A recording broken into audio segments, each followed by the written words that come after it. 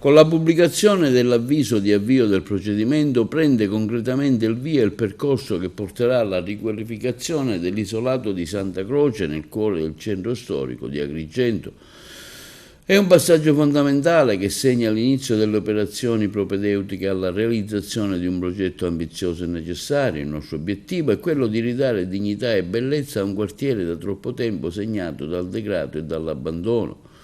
Questo quanto afferma l'assessore al ramo Principato. L'intervento finanziato nell'ambito del programma nazionale Sicuro, Verde e Sociale prevede la realizzazione di 24 nuovi alloggi distribuiti in 5 comparti abitativi moderni, accessibili e perfettamente integrati nel contesto urbano senza barriere architettoniche, con spazi vivibili e sostenibili. Non si tratta di un'operazione edilizia, ma di una vera e propria azione di rigenerazione urbana e sociale. Il quartiere di Santa Croce è un simbolo della nostra identità storica. Riqualificarlo significa ripartire dal cuore della città, stimolando interventi privati, attirando nuovi residenti e creando le condizioni per una rinascita più ampia del centro storico di Agrigento.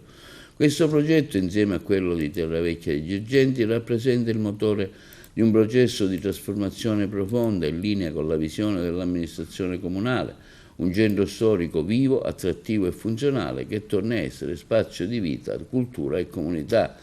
L'assessore Principato conclude dicendo: ringrazio gli uffici tecnici, i professionisti coinvolti per il lavoro svolto fin qui e continueremo a garantire trasparenza, informazione e partecipazione lungo tutto l'iter affinché ogni cittadino possa sentirsi parte attiva di questa grande sfida per la nostra città.